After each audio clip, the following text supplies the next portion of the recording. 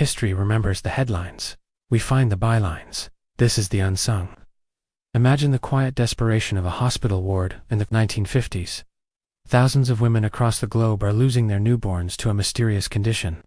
Their bodies, for reasons no one understood, were treating their own children as foreign invaders, until the blood of the fetus, until the pregnancy ended in tragedy.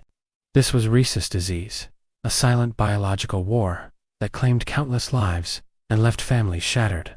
But in Australia, a man named James Harrison was about to unknowingly become the world's most potent weapon against this tragedy. He wasn't a billionaire philanthropist or a Nobel-winning scientist. He was an ordinary man with an extraordinary biological secret. For over 60 years, Harrison's right arm would serve as the source of a medical miracle. Today, we look at the life of the man who saved an entire generation, one pint at a time. The journey didn't begin with a hero's call, but with a narrow escape from death. In 1951, James Harrison was just 14 years old. He was diagnosed with a severe lung condition that required invasive chest surgery. During the procedure, he lost a staggering amount of blood, 13 liters in total. He survived only because a network of anonymous strangers had rolled up their sleeves to fill the blood banks. As he recovered, James was struck by a profound sense of debt. He told his father that as soon as he turned 18, the legal age for donation, he would begin paying it back. Most teenagers make promises they eventually forget. James Harrison was different. For him, the pledge was sacred. But he had no idea that his blood was fundamentally different from those who had saved him. In the mid-1960s, doctors in Australia were desperately trying to solve the Rhesus D puzzle. They realized that if a mother has Rh-negative blood and her baby has Rh-positive blood, the mother's immune system produces antibodies that destroy the baby's red blood cells. While analyzing donor samples, researchers found a needle in a haystack. James Harrison's blood plasma contained a massive, unusually persistent concentration of the anti-D antibody. This was the holy grail of hematology. By harvesting James's plasma, scientists could create a vaccine injection called anti-D that would prevent mothers from developing these harmful antibodies in the first place. The medical community approached James with a staggering request. He wouldn't just be giving blood. They needed him to undergo a process called plasmapheresis nearly every week for the rest of his life. James didn't hesitate. He became the first donor for the National Anti-D program, effectively turning his body into a living laboratory for a global cure. What followed was a feat of endurance rarely seen in human history. For 62 years, James Harrison never missed an appointment. He scheduled his vacations around the blood bank.